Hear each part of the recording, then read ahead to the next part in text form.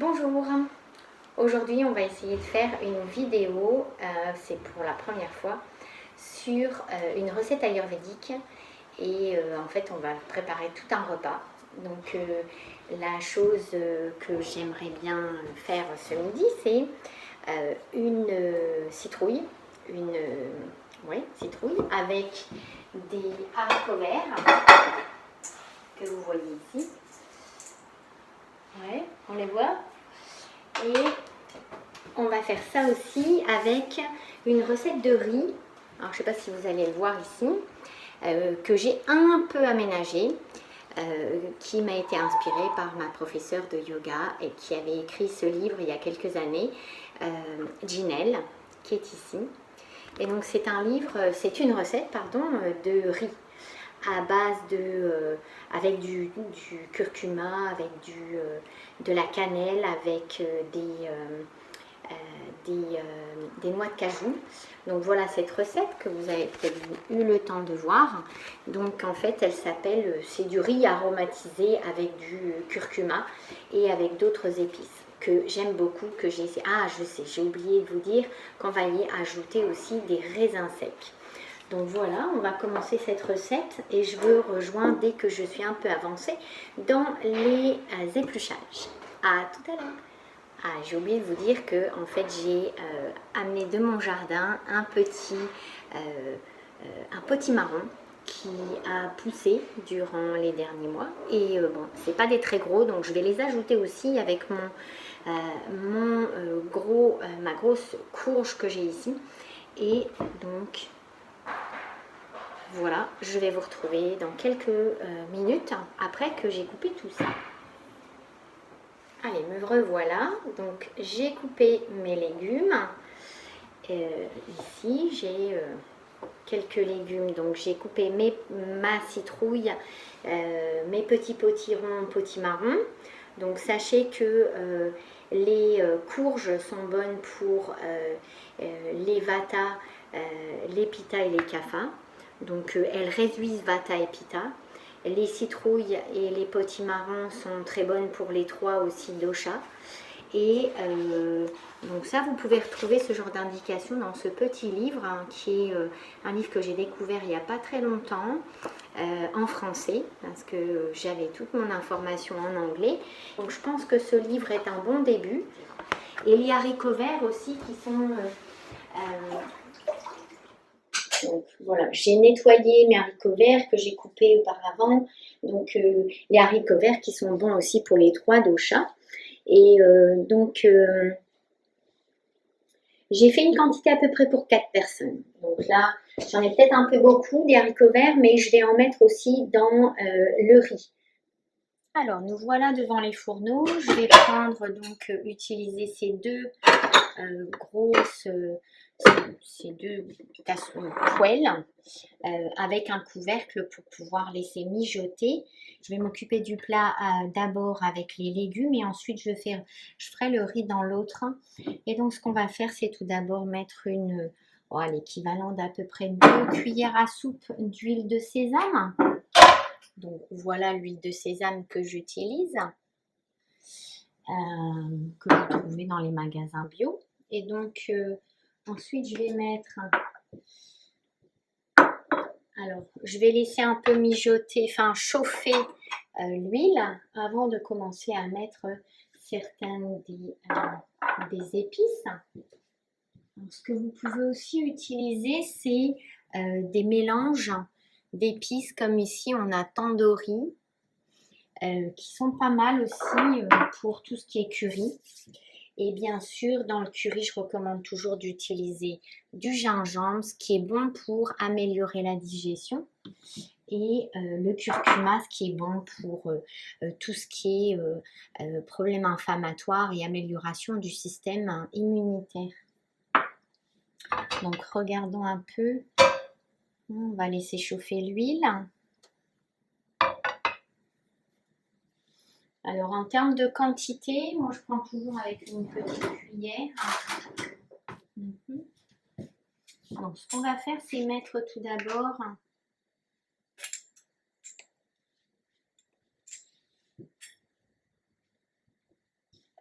On va mettre tout d'abord 2 cuillères de curcuma.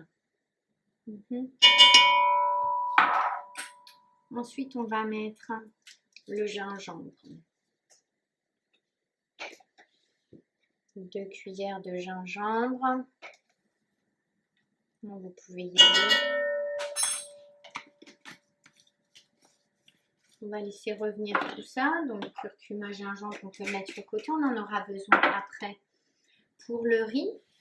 Et on va s'occuper de mettre... Alors, le sel, j'aime bien le mettre un peu plus vers la fin pour pouvoir vérifier un peu comment sont les épices. Et ce que vous pouvez faire, c'est attraper une cuillère en bois plutôt pour commencer à mélanger un peu. Faire une espèce de... voilà, une répartition. Voilà. Donc là, je vais mettre le curry. Donc là, j'ai choisi du curry de Madras. Vous pouvez aussi l'utiliser la trouver en pâte. Donc là, c'est pareil. Je mets 2 cuillères à peu près, voire plus. Hein. Si vous aimez le curry, c'est toujours très bon. Alors, par contre, ce qui concerne le pipali, donc pipali, c'est bon aussi pour améliorer la circulation du sang, améliorer la digestion. Et là, j'en mets l'équivalent à peu près d'une cuillère, quoi. Voilà. Donc là, à ce stade, vous pouvez même rajouter un peu d'eau. De l'eau filtrée plutôt. Donc là, j'ai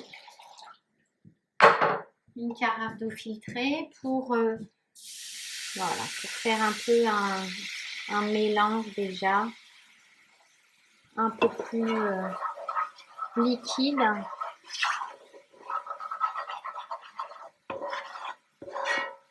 Alors, j'avais pris aussi, ce que j'ai pas dit au début, c'est que j'ai quelques oignons coupés que je vais quand même mettre dans ma préparation. Donc là, j'en ai, vous voyez, j'ai 2 cuillères à peu près. C'est de l'oignon que j'ai coupé il y a 2 jours, je pense. Donc, je rajoute encore un peu d'eau pour faire cette pâte, cette espèce de crème, on dira. Voilà. Je mélange bien pour que ça se dilue bien aussi.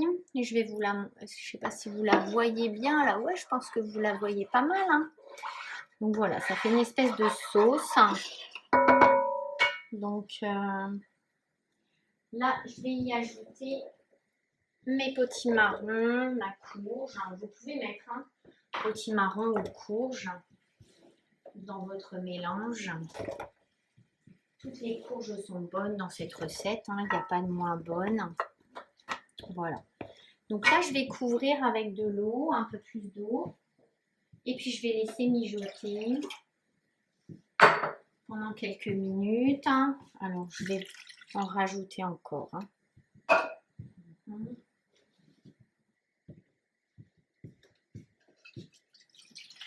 Il faut que ça couvre les potimarrons, les courges, pour que vraiment ça devient mou. Voilà. Donc, vous laissez, vous mélangez un petit peu. Et vous allez couvrir le temps qu'il faudra. Moi, je dirais à peu près 20 minutes. On va mettre une petite alarme, un petit chronomètre. On va le mettre à 20 minutes pour aller vérifier ensuite comment ça se passe. Et pendant ce temps-là, je vais m'occuper du riz. Et là, on va commencer aussi par mélanger tous les ingrédients. On va d'abord commencer par rincer le riz. Alors, j'ai mis mon riz. Voilà. Donc, je vais utiliser du riz basmati. Vous voyez, Donc, c'est le riz que vous pouvez trouver en commerce. Il est vraiment très bien. Et on va le nettoyer. Et je vous retrouve après pour la suite. Allez, c'est parti. Maintenant, on va s'occuper du riz. Donc, ce qu'on va faire, c'est que on va utiliser le ghee. Alors, le ghee, le beurre clarifié. Ouais. on va prendre une bonne cuillère. Alors le beurre clarifié et c'est possible de le cuire pour plus longtemps. Il résiste plus et reste mieux à la chaleur que le beurre. Et donc on en met une petite quantité, pas trop, genre hein, vous avez vu à peu près une cuillère et demie. On va mettre le feu en route. Et on va aller voir un petit peu comment ça se passe avec nos petits marrons. On va les piquer dedans pour aller voir. Oh, bah c'est encore un peu dur, hein. On va les laisser. On va faire un petit. Ouais. Ils ont autant. Donc, on en est à combien? Voilà. Après, on rajoutera les haricots verts. Pour l'instant, on va laisser donc tout ça tranquille. En tout cas, ce plat-là. Donc, sachez que ici, on va utiliser, donc je répète un peu, hein, du curcuma. Ici. J'en ai plus beaucoup dans cette bouteille, mais j'en ai une autre. On va utiliser ce que j'ai oublié tout à l'heure de vous dire, des clous de girofle. Ouais. Ensuite, on va utiliser, ce que j'ai aussi oublié de vous mentionner tout à l'heure, de la cannelle. Et alors, optionnel, c'est de l'anis étoilé, que j'ai pas, donc j'en mets pas. Des graines de sésame, ici. Et puis du sel, comme vous voulez. Et bien sûr, on va utiliser de l'eau. Alors, sachez que toutes ces épices, hein, elles sont bonnes pour la digestion. Par exemple, la cannelle est très bonne pour toutes les recettes qu'on peut faire en hiver. Elle est très bonne sur les compotes de pommes. Elle est très bonne pour la digestion aussi, excellente pour la digestion. Le poivre noir que j'ai mentionné tout à l'heure, qui est bon pour améliorer le système digestif. Le gingembre, mais on n'en mettra pas là, on en a mis là, donc c'est quelque chose qui va améliorer la digestion. Et quelque chose qui par contre, il faut faire attention au niveau de Pitta, parce que ça peut augmenter Pitta. Mais en poudre, ça augmente moins Pitta que lorsque le gingembre est frais. Donc, voyez un peu. Mais c'est bon pour les cafards, bon pour améliorer leur digestion. Ensuite, on va... donc, les clous de girofle, c'est bon aussi pour les vata et les kapha. Par contre, attention aussi pour les Pitta. Donc, allez, on est parti. Notre beurre a eu le temps de fondre. Donc ici, la première chose qu'on fait, c'est qu'on va mettre le cumin. Donc là, je mets à peu près, donc je recouvre, hein, je mets l'équivalent d'une bonne cuillère, hein, une cuillère à café à peu près. Ensuite, on va mettre si vous voulez l'ajouter l'anis étoilé, vous pouvez le mettre à ce moment-là. Et on va attendre un petit peu, on va mettre un quart de tasse d'eau. Voilà.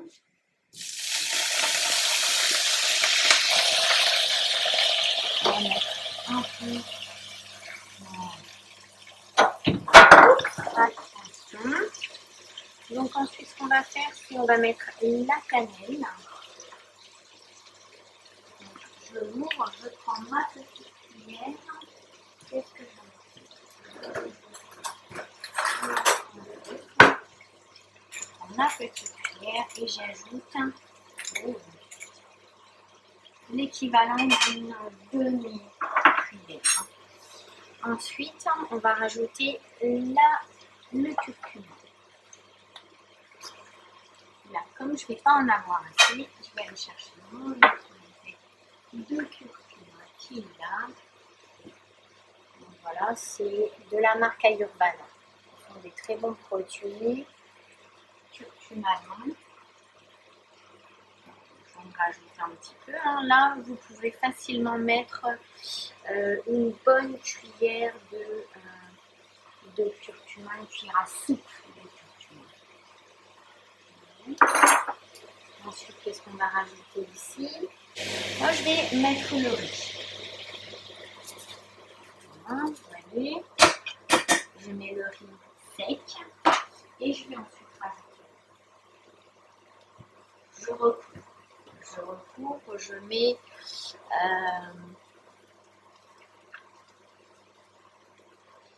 6 tasses. Bon, je recouvre le riz. Vous voyez un peu. Voilà.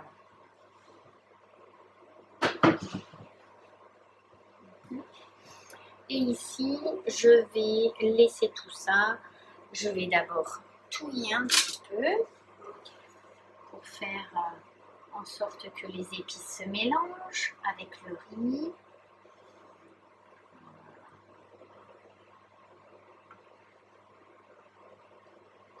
Vous voyez un petit peu, je ne sais pas si vous le voyez sur l'écran.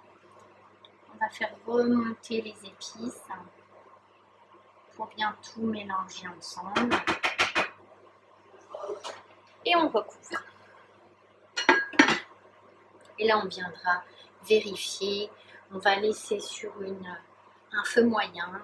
On viendra vérifier dans une vingtaine de minutes. Donc là, j'ai encore 5 minutes pour là. Alors, je vais venir vérifier ici mon plat. Et je vais venir très certainement mettre mes haricots verts. Ouais, c'est pas mal. Donc, ça va permettre aux haricots verts d'avoir le temps de cuire. Voilà. Un peu, donc j'en garde un petit peu pour en mettre après dans mon riz. Et je pense que ça sera bien la quantité. Voilà, là on va mélanger aussi un petit peu pour faire tremper les haricots verts. Et on recouvre. Voilà, je vous retrouve dans une dizaine de minutes. Oups, j'ai oublié les clous de girofle. Pas d'hésitation, c'est pas grave, on vient les mettre. On n'hésite pas. Hop, c'est parti. Alors, on est à peu près à 10 minutes dans la cuisson du riz. Donc, j'ai rouvert pour mélanger un petit peu. Alors, regardez, c'est quand même... voilà, c'est... Et je vous dis pas, ça sent super bon. Donc, voilà, on va le laisser encore. Hein. Ça ne doit pas être encore cuit. J'ai pas goûté, mais le riz demande un peu plus de temps. Donc ici aussi, on va regarder un peu comment ça se passe. Ouais, ça commence à venir bon. Donc vous voyez, c'est un peu encore très juteux. Voilà. Ce que je vais faire, c'est que je vais rapidement, dès que c'est bien cuit, je vais le baisser d'ailleurs. Je vais mettre de la crème. Je vais mettre ça. De la crème de coco. Ça sera meilleur que de la crème fraîche.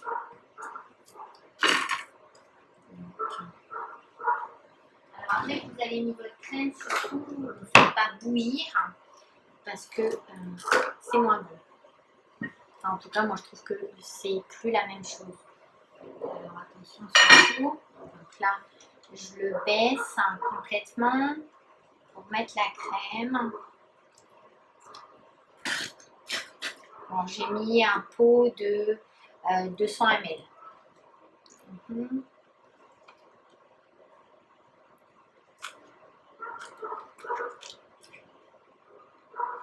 Voilà. Et je mélange délicatement pour que les morceaux de citrouille ne se cassent pas trop. Hein.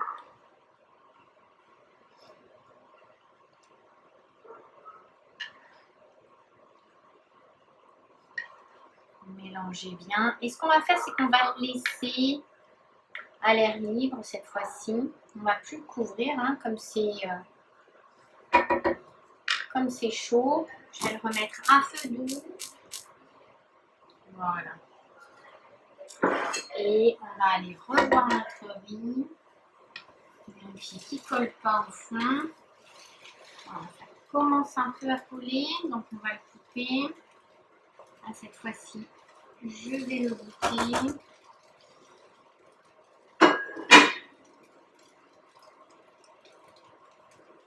Il est encore un peu croquant. Ce qu'on va faire, c'est qu'on va rajouter un peu d'eau pour que ça ne colle pas au fond. Et on va quand même recouvrir. Donc, ce qu'on peut faire aussi ici, c'est dès à présent, on va ajouter du sel. Donc mon sel de l'Himalaya. Aussi bien dans le riz que dans les légumes. Après, vous faites à votre goût. Hein. Et ici, on va rajouter aussi les raisins. Donc, vous voyez, je vais mettre 2 poignées, quoi. Après, c'est en fonction de votre goût aussi. Et les noix de cajou. Moi, j'adore les noix de cajou, donc j'en mets plein. Voilà. Donc là, on va mélanger délicatement pour que ça passe pas de l'autre côté. Et on va à nouveau recouvrir. On va le laisser encore peut-être 5 minutes. Voilà.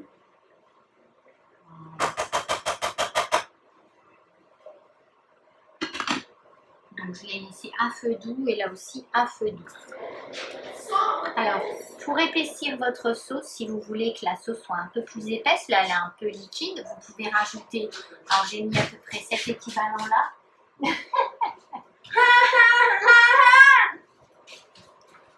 Bon, c'est parti. J'ai mis cet équivalent à peu près 1/4 de tasse avec de l'eau et de la farine. Tu vas être ridicule, hein? Tu le sais? Et donc, je touille et ça va s'épaissir tout seul. Vous connaissez le principe. Hein. Alors là, j'ai pris de la farine toastée, mais vous pouvez prendre n'importe quelle farine. Hein. Oh, ça commence déjà à s'épaissir. Et le riz, il est prêt. Je vais le retourner encore une fois hein, pour pas qu'il colle. J'ai arrêté le feu et je le laisse un peu refroidir. Sentiriez l'odeur. Yummy, yummy. Ah, c'est super bon. Merci Ginelle pour cette recette. Alors, je l'ai un peu améliorée. Au fait, ah, ça sonne. Au fait, j'ai finalement décidé de ne pas mettre les haricots verts comme il y en avait déjà là. Et comme mes enfants sont un peu des enfants difficiles, donc je fais ce que je peux. Et vous entendez comme ça crie de l'autre côté. Et donc, il y a les raisins et les noix de cajou dedans. C'est super bon. Voilà. Hop. Et là, c'est parfait. Donc voilà, je vous dis bon appétit à tous et à toutes. Et puis à la prochaine recette, je vous retrouverai dans quelques jours peut-être.